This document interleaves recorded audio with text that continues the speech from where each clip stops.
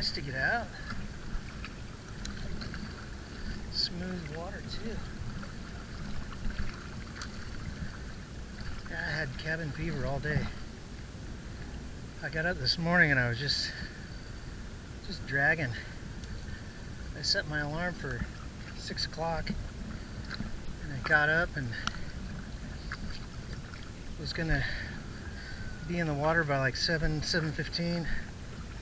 7:15 rolled around and I just didn't have any steam. No steam to do it. So I decided to just chill out, work in the garden instead. I was able to string up some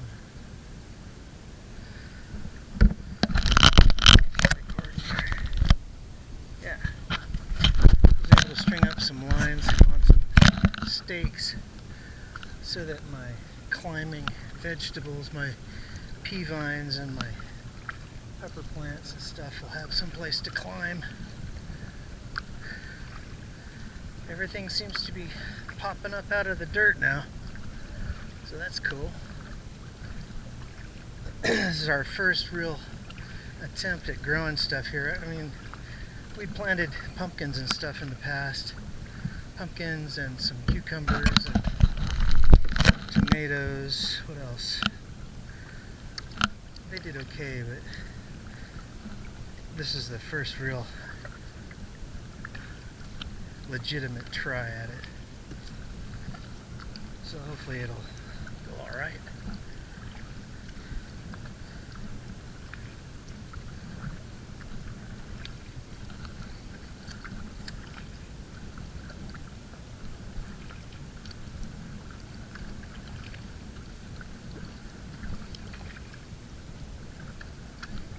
Hey you! I go Menam Tajin. Exercise, exercise. Get strong, get strong. It's good. I like it. No. Have a good night, good night.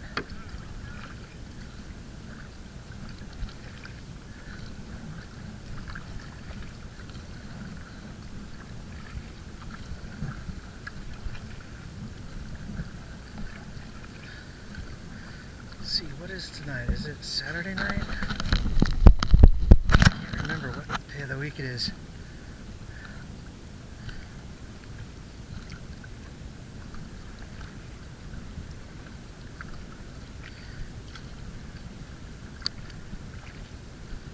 What the hell has that guy got off the side of his...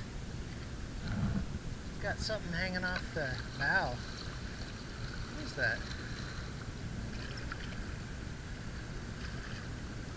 Huh. Oh, I guess it's just the anchor wells.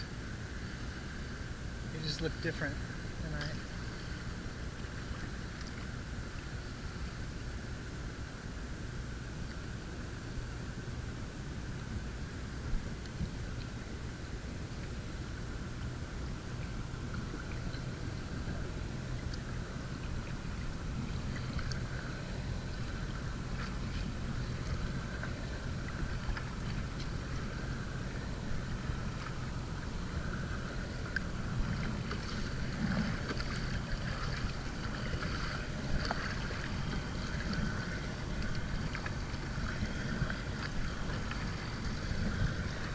So I'm starting my 48-hour fasting. I just had my last piece of that awesome focaccia that Anya made. I ate that entire batch of, I guess it wasn't pizza, I guess it was focaccia as well, but I had an entire pan of it yesterday, and then I ate most of a pan today. And I went over and sorry. I went over and took photos of the temple dogs at at the local temple today, but it was a little later in the morning than I should have gone, and most of the dogs were crashed out in the shade underneath the cars and stuff. I got a few good pictures, but I should have gone earlier when the light was better.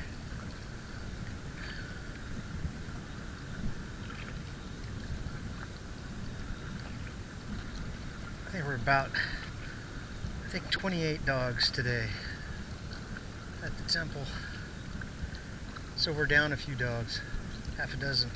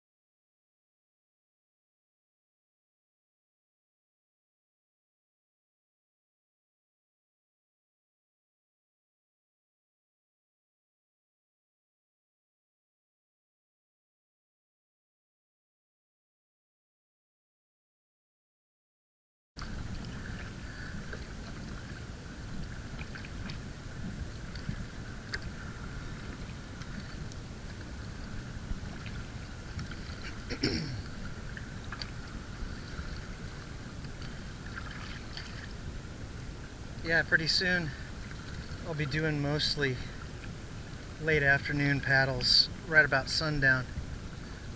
And it's really cool because we're approaching the time of year when we get those great big tall thunderclouds, thunderheads. And they're awesome here. We get giant ones. They look like atomic bomb mushroom clouds. Really, really pretty. And you get rainbows of off the tops of them, ice crystals and stuff, and you can see it. You can see the rainbows and the prisms and stuff from here. It's really cool. I think I got a sesame seed in my teeth.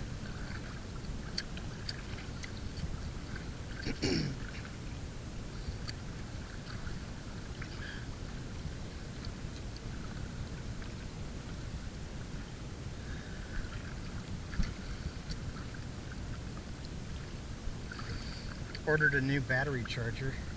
I had one that was it was a Panasonic one, but it was giving me trouble. I don't know why it wouldn't work, but might have just been that the batteries were too far gone. And the newer chargers they're smart enough to be able to prime the battery from an over-exhausted state, so you can limp along on them a lot farther than you could with the older chargers.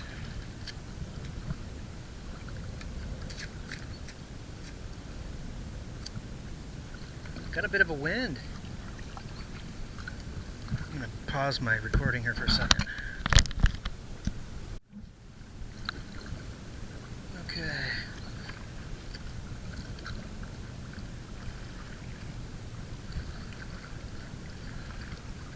Yeah, it was the first time I'd put on that smaller lens on my camera for a while. I've got that great big 70 to 300 millimeter VR Nikon telephoto that I use for birds and stuff. And then today when I did the dogs, I swapped it over for my 18 to, I think it's 18 to 135 millimeter, which is great for doing the dogs, because you can get close enough and you can zoom in enough for the dogs so that you can get a good close-up picture of them without waking them up. I'd rather take pictures of the dogs so that it looks like they just are, in their regular dog mode, instead of having pictures that look like they're wise to the photographer being there, because I think that kind of wrecks the shot. It doesn't look natural that way. I like to get animals that aren't in alert mode. I just think it comes across better on film, so to speak. Okay, now I got just a zillion standing waves here that are, it's only about 4 feet deep here. And these are wind compression waves. So it's kind of like paddling through a bowl full of jello. I'm just going to go straight into them. Go straight across.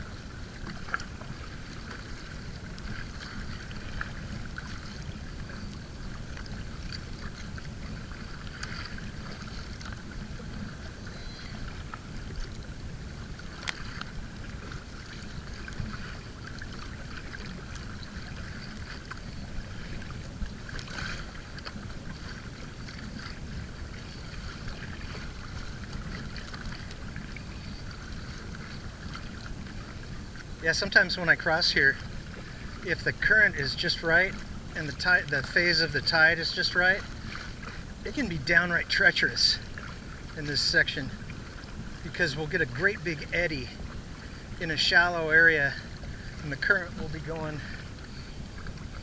6 or 7 knots, and then you've got the wind chop on top of it, and it's moving right through there. And it's really challenging to paddle across without tipping over.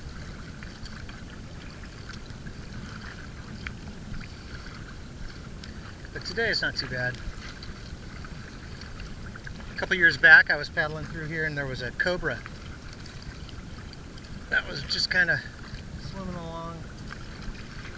And he checked me out and I checked him out. And it was weird, he could just stop swimming, and you'd think, well, when the snake stops moving in the water he's going to sink, but it's not the case. It was like he was it was almost like he was made out of cork. He could just float there as long as he wanted to, like a little snake decoy.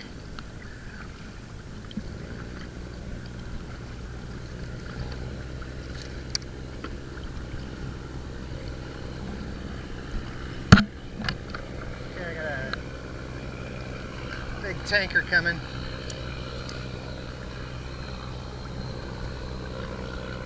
I'm gonna let him blow by.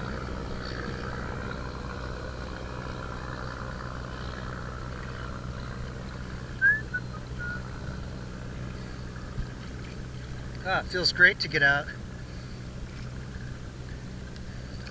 Yeah, I have a really hard time with spending the day indoors. When I went and I did that photo shoot, I got pretty overheated because it was later in the day later in the morning than I'm usually out, and I was out in the sun, and there was hardly any wind at all. So I just got really overheated, and I came back and just jumped right into the shower outside, and I had to cool off. Drank a ice cold pop with some water in it just to get hydrated again. That felt a lot better.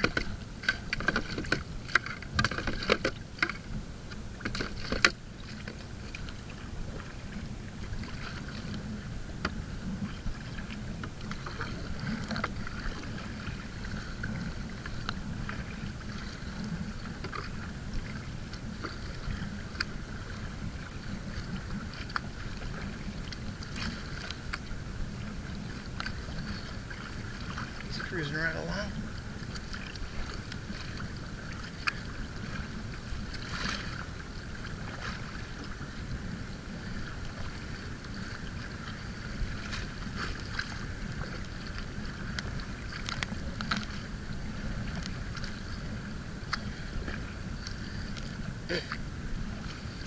Eating all that bread has given me pretty good energy out here today. Lots of carbohydrate. It's a good thing I got out, because I think I would have just turned all that extra calorie I had today into fat if I'd have spent the whole day without getting out at all and burning it off like tonight. Deputy Donut. Dump my boat out here.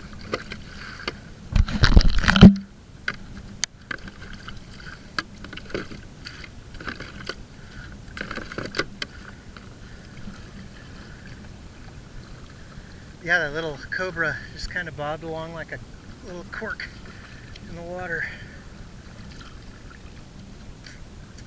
He wasn't aggressive really. That's the thing about those cobras that I've noticed. I've watched a lot of video clips of people that have to wrangle them out of their property, off their properties here. And they're not really aggressive. They're pretty mellow snake.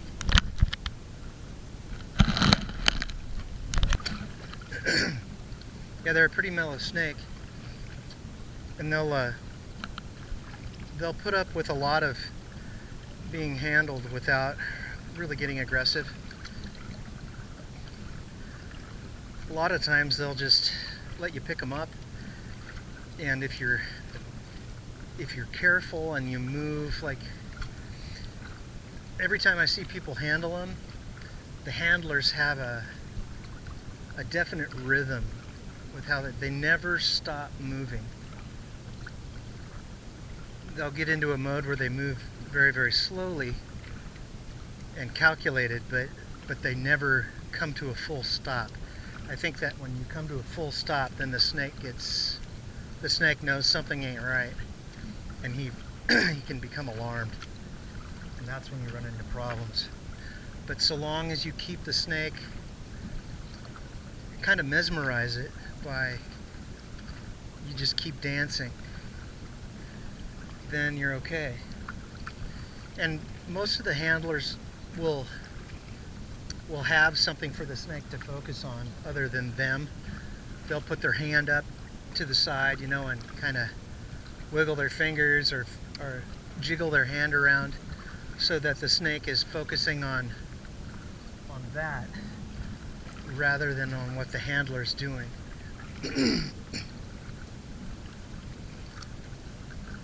There's a lot of people that have dogs here that have gone blind from encounters with cobras. We've got the big king cobras, and we've got the smaller. The kings will go upwards of 18 feet, you know, 3.5 meters. No, sorry, 5.5 meters, which is a lot of snake. And they'll get to be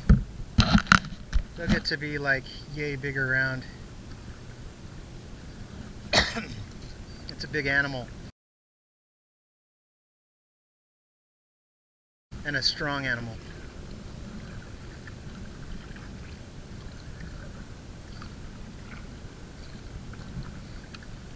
The monocled cobras, which are the kind I ran into out here, I think they only get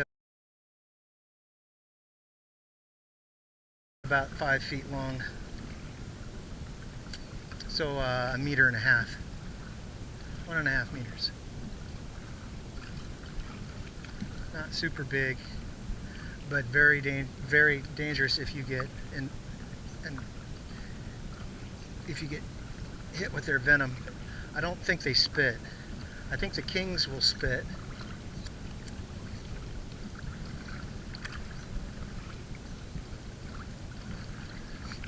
There's a lot of other snakes here that they're venomous, but they're not lethal. They've got a lot of pit vipers, which are exactly the same thing as a rattlesnake, except no rattles. But they've got the same exact sort of physique, and they've got those heat-sensing pits on their face, so they can hunt at night when it's dark. They can use their infrared to help them find rats and mice, which is what they like to eat.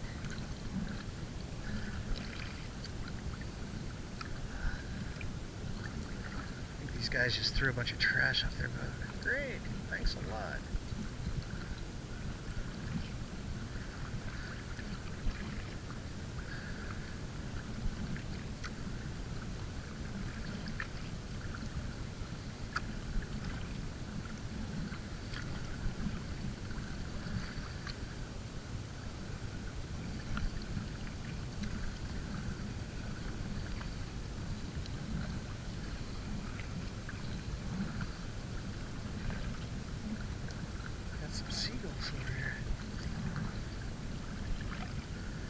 Oh, it's really comfortable out here now.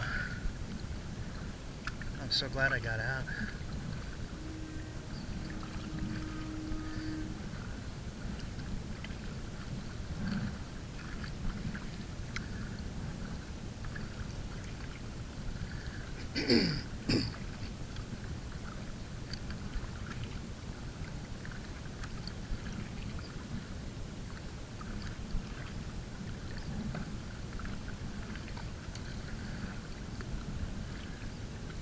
See, if I was really hardcore, I'd paddle in the evenings and ride my bike in the morning. If the tides line up right, I guess I could do that. Then I'd get in really good shape. Yeah, paddling is pretty good aerobic activity. It's kind of like swimming. When I used to live in Southwest Washington, I was really into road biking on my bicycle. I had a job over in Portland, Oregon, and they had a shower there, so I figured out a way that I could commute on my bicycle from my house in Southwest Washington and then cross over the bridge in Vancouver and then ride through the Hood, North Portland, and it would pop me out off of where the hell was it? Northeast Sandy, and yeah, it was in Northeast Portland on Sandy, like 33rd, kind of over by the Hollywood Theater, but just a little bit closer to Portland, downtown Portland, than where the Hollywood Theater is there. That was a really good ride. I had it set up so that these guys are pulling the nets in. I had it set up so that I could ride in for work, and then I'd get to work and I could take a quick shower, and I could just put my bike in my little cubicle where I worked, and then I'd ride home pretty much the same route. I think altogether it was, I'm trying to remember how many miles it was.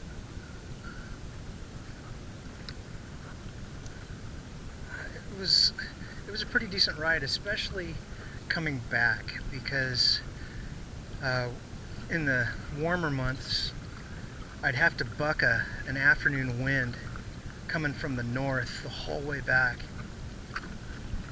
So it was a pretty stout wind too along the Columbia River.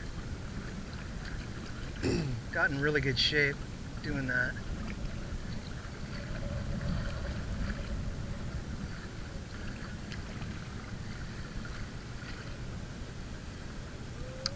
Buddy cop!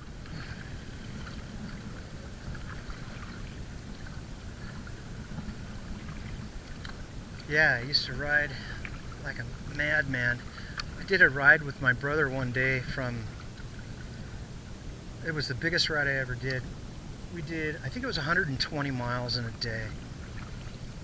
And we left from Salmon Creek over by Vancouver. And we went through, what towns were they? We went through Ridgefield and La Center, and then up to Yakult. I'm trying to remember the names of the towns. It's been a long time. Along Chalachi Prairie Road, and then through Yakult, and then up past Cougar, and then after we got to Cougar, we'd go up along the Lewis River past Yale and Merwin dams.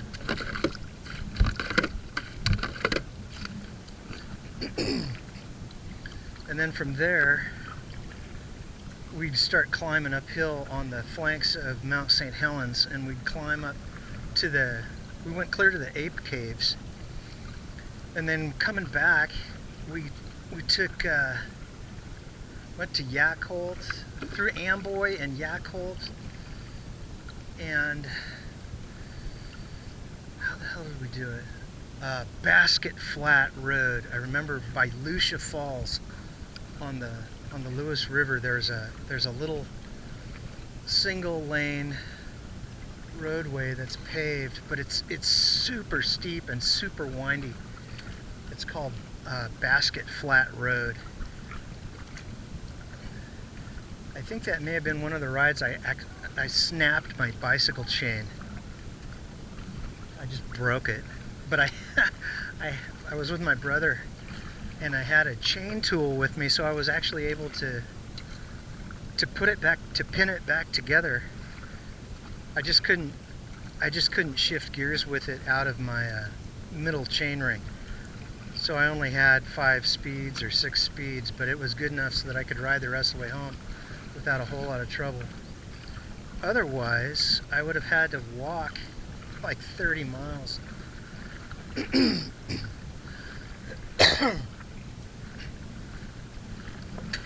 I think altogether that was about a 120-mile ride. Yeah, it was epic. It was a great ride. I love riding in Southwest Washington because there's a lot of hills, and once you get out of Vancouver, you're up on those country roads, and you go through the woods, and you can go way up there, up by Mount St. Helens, and out to Cougar and White Salmon, through the back roads, Skamania County. It's a lot of fun. Got in pretty great shape doing that. I would ride more here, but unfortunately the terrain is just so flat. It's just flat like a pancake. And there's a lot of traffic. Even if I take the back roads out by the fish farms and the mussel farms, and after I get out of town, it's not so bad with traffic, but it's just flat. So I guess if I had my druthers, I'd do buddy cop. I would do paddling instead. It's more fun. Maximum fun.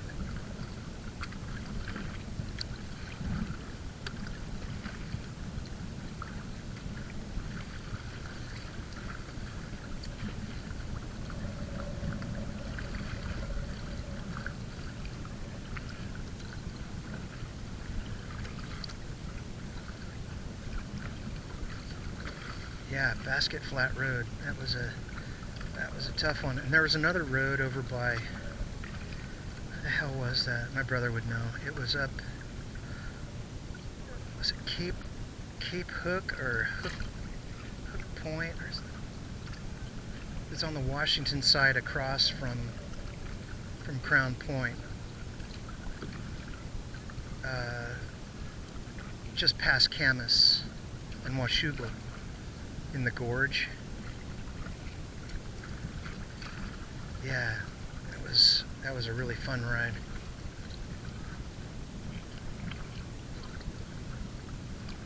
My brother used to live on Prune Hill over there in Camas, and it was the highest hill around. I remember anytime we'd go for a ride, the first half hour of it was all coasting downhill, so you just get freezing cold. And then when you did your ride, when you came back, the very last section, the last half hour of it was straight uphill.